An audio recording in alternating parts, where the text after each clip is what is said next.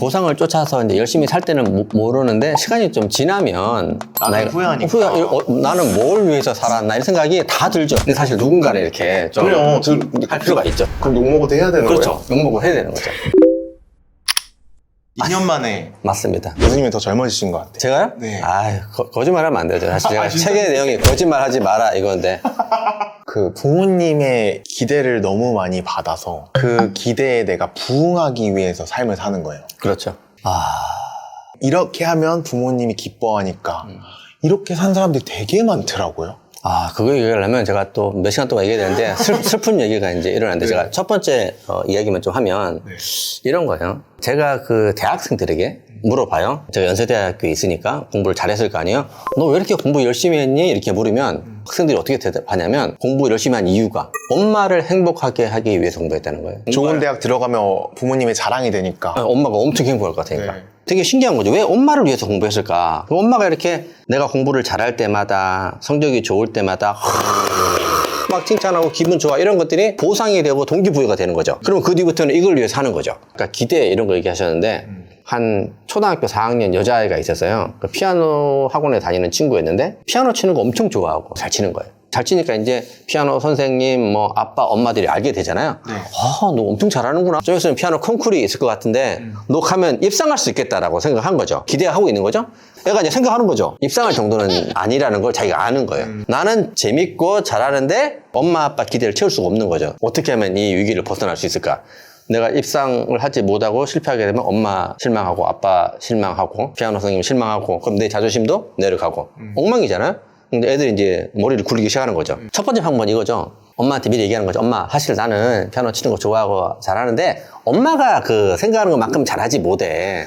기대를 하지 마. 두 번째 옵션은 그렇게 말하는 것 자체가 엄마 아빠한테 실망을 주니까 일단 나가. 그때까지 시간을 벌어. 그리고 실패하면 그때 실망하라 그래. 애가 뭘 선택할 것 같아요? 포기하겠죠. 두 가지를 선택하지 않고 정말 창의적이고 훌륭한 아이디어를 만들어내는 거죠. 엄마한테 이렇게 얘기합니다. 나 피아노 학원 안 갈래. 피아노 학원을 안 가면 입상 콩쿠르에 갈 필요도 없고 그럼 엄마 실망할 필요도 없고 자존심 내려갈 필요도 없고 피아노 학원을 안 간다 그러는 거예요. 그러면 이제 억지로 가게 돼. 초등학생이니까. 그러면 이제 콩쿠르 전날 애가 어떻게 되냐면 어떻게 될 것 같아요? 아프겠죠. 당연히 떨어지죠. 그러면 내가 이제 내 스스로 설득을 할 수 있는 거죠. 내가 이제 콩쿠르에 입상하지 못한 이유는 컨디션이 안 좋았다고 하는 거 나 설득하고 엄마 아빠도 얘 잘 치는데 컨디션이 안 좋아가지고 떨어졌네라고 설득을 하는 거죠. 그러면 얘는 성공한 거죠. 이게 뭐냐면 주위 사람들의 기대랑 칭찬이 심하게 되면 내가 그거를 유지하고 싶어가지고 여러 가지 방법을 쓰는 거죠. 내가 만약에 내일 면접이 중요한 게 있어요? 다 붙을 거라 생각해요. 붙을 수 없어요. 그럼 어떻게 하면 되냐면 그 전날 친구 만나가지고 술을 마시는 거예요. 밤새도록. 핑계를 만드는 그걸 이제 그 자기 불과 현상이라고 그래요. 자기 스스로 핑계를 만들어가지고 내가 왜 실패했는지 못했는지를 핑계거리를 만들어 놓는 거예요. 그럼 자존심이 덜 상하니까. 그러니까 기대가 크면 이 아이처럼 똑같이 그렇게 하는 거예요. 슬픈 소식은 뭐냐면 얘가 피아노 치는 거를 좋아하잖아요. 근데 기대를 못 미칠 것 같으면 이걸 안 한다고요, 스스로. 내가 좋아하는 걸 안 하는 거죠. 그러니까 스스로 실패를 만드는 거죠. 내가 이제 재밌게 하던 일이라 할지라도 보상이 주어지게 되면 사람들은 내가 이 일을 보상 때문에 하고 있다고 생각될 수밖에 없어요. 그래서 이제 예를 들면 우리나라 학생들이 전 세계에서 고3 때까지 공부를 제일 열심히 하는 것 같아요. 이유가 뭐냐면 공부에는 엄청난 보상이 있는 거죠. 좋은 대학이라는 보상이 있으면 내가 좋아서 공부하는 것이 아니고 좋은 대학에 들어가기 위해서 공부한다라고 생각할 수밖에 없잖아요. 대학교 가면은 또 보상이 있죠. 열심히 수업 들어가고 과제하고 공부하는 게 취업하기 위해서, 좋은 데 취직하기 위해서. 취업하게 되면 또 보상이 또 있죠. 승진이랑 연봉이랑. 그래서 직장 생활도 다 힘든 거예요. 왜냐면 내가 일을 하는 이유가 돈을 벌기 위해서. 보상이 있기 때문에. 보상이 뭐가 문제냐면 모든 사람이 자기가 하기 싫은 일을 평생 동안 하면서 지내는 거예요. 이거보다 더 슬픈 게 없잖아요. 칭찬도 마찬가지로 보상을 통해 사람의 동기를 올리려고 하는 거죠. 내적인 동기가 아니고 외적인 동기가 되는 거죠. 보상을 위해서. 그럼 인생이 이제 슬픈 거죠. 이런 모든 거의 핵심이 뭐냐면 인간의 어떤 자율성이 있잖아요. 자율성을 깨는 거예요. 내가 하고 싶은 거 하고 먹고 싶은 거 먹고 해야 되는데 사람의 동기를 부여하기 위해서 칭찬도 하고 돈도 주고 보상도 주는 것이 내 자율성을 이렇게 훼손하는 거잖아요. 이걸로 너를 꼬셔가지고 이게 억지로 하는 거잖아요. 그러니까 가능하면 이렇게 자율성을 깨지 않아야 되는데 우리 사회가 보상으로 운영 체계가 이미 잡혀 있잖아요. 보상이 있으면 사람들이 어떻게 생각하냐면 공정하다, 합리적이다, 좋은 회사다 이렇게 생각하잖아요. 그래서 직업 만족도가 높으신 분들은 자기가 하는 일이랑 받는 돈이랑 관계가 좀 약해요. 그러면 어떻게 해야 돼요? 제가 볼 때는 이제 두 가지 측면이 있다고 생각했는데 첫 번째는 이제 그 착한 어린이 컴플렉스라고 알죠. 그러니까요. 처음에는 제가 착각해서 했어요. 근데 옆에서 막 착하다 하는 거예요. 그래서 어떤 부모님들은 이걸 막 알고 조작하시는 분도 있어요. 너 참 착하다, 성실하다 이렇게 하는 거예요. 세뇌시키는 거죠. 어떤 부모님들은 좋은 마음으로 했을 수도 있고 어떤 부모님들은 그렇게 할 수도 있는 거죠. 네이미는 그런 사람 아니에요. Don't do that. 네. 젊은 사람들에게는 보상을 쫓아서 사는 것이 되게 좋아 보이고 멋져 보이고 공정해 보이지만 보상을 쫓아서 이제 열심히 살 때는 모르는데 시간이 좀 지나면 나중에 후회하니까. 나는 뭘 위해서 살았나 이런 생각이 다 들죠. 저는 좀 신기했던 게 긍정심리학을 연구하시는 맞아요. 분이시잖아요. 근데 이게 제목이 역설적으로 칭찬하지 마라. 칭찬은 굉장히 긍정적인 말이잖아요. 그렇게 많이 생각을 하죠. 사람의 동기부여를 하는 것 중에 가장 대표적인 게 칭찬이잖아요. 동기부여하는 게 두 가지밖에 없다고 생각이 되는데 제가 볼 때는 칭찬이랑 보상. 잘하면 돈 많이 주고 인센티브 주고. 근데 우리가 이제 긍정 심리학 하게 되면 이제 칭찬을 많이 생각하거나 아니면 자기 자신을 긍정적으로 맞아요. 좋게 네. 사랑받을 만한 네네. 훌륭한 사람이라고 생각하는 거잖아요. 긍정 심리학이 사실 그런 건 아니거든요. 우리나라가 비판, 비난, 꾸중에 너무 혹독하게 오랜 시간을 고생하다 보니까 긍정 심리학이라는 것을 이렇게 칭찬, 자기 사랑하기 이렇게 받아들였던 것 같아요. 칭찬은 고래도 춤추게 한다. 어릴 때 읽으면서 막 그래 칭찬해줘야지 나를 이러면서 나도 칭찬하고 그랬거든. 스스로도 칭찬하고 나 사람도 좀 칭찬하고. 칭찬해줘라. 지금도 좀 그렇긴 하지만 뭐 오랜 시간 동안 칭찬하기를 운동을 많이 했죠. 사실 근데 칭찬하는 것이 이제 칭찬할 만한데 칭찬하고 이런 걸 의미하는 것이 아니고 좀 부족하더라도 칭찬을 통해서 동기부여를 하고 야 잘한다, 훌륭하다, 잘 될 거야 이렇게 말하는 거잖아요. 네. 그런 게 이제 잘못됐다는 거죠. 사실은 연구를 많이 해보면 그거와는 사실이 관계가 전혀 없고 반대 방향으로 훨씬 더 안 좋은 게 있을 수 있는데 우리는 그런 걸 이제 잊어버리고 옛날에 꾸중을 너무 많이 당해가지고 칭찬하는 걸 이렇게 돌아섰던 거죠. 잘못해도 얘를 이제 안 다치게 하기 위해서 너무 칭찬을 과하게 하는 경향이 생겼다는 거죠. 칭찬이라고 하는 것은 네. 칭찬 받을 사람한테 정당한 이유가 그죠. 있을 때 정당한 칭찬을 해야 되는 거죠. 근데 우리가 동기부여를 하는 것은 정당한 칭찬을 얘기하는 거 아니잖아요. 잘하라고. 압도적 응원. 그런 게 우리가 습관화가 된 것 같아요. 아니 저는 그렇게 배웠거든요. 그러니까 저희 말로 자존감 부스터라고 있어요. 근데 자존감 떨어졌을 때 너 잘해, 너 최고야, 넌 할 수 있어, 막 이런 말 하면서 막 이렇게 그렇죠. 부뜨겨 주잖아요. 그렇죠. 근데 그게 때로는 부정적인 영향을 주고 훨씬 더 부정적이라는 거죠. 왜냐면 그 얘기를 들으면은 사람들이 생각하는 것이 더 열심히 할 거라고 생각되는데 아, 그럼 나는 괜찮나 보다. 훌륭한가 보다. 이 정도로 충분하다라고 생각하는 거죠. 그럼 노력을 안 하는 거죠. 그러니까 이제 사실은 이제 쉽지 않은 거긴 하지만 칭찬이 필요할 때는 네. 칭찬하고 꾸중이 필요할 때는 꾸중을 해야 되는데 네. 이제 문제가 뭐냐면 제가 생각할 때 꾸중이 필요할 때 꾸중을 안 하는 거예요. 이게 지금 우리나라의 가장 큰 아이 교육의 문제라고 생각하는 거죠. 밸런스가 필요한 건데 그렇죠. 제가 그걸 진짜 못해요.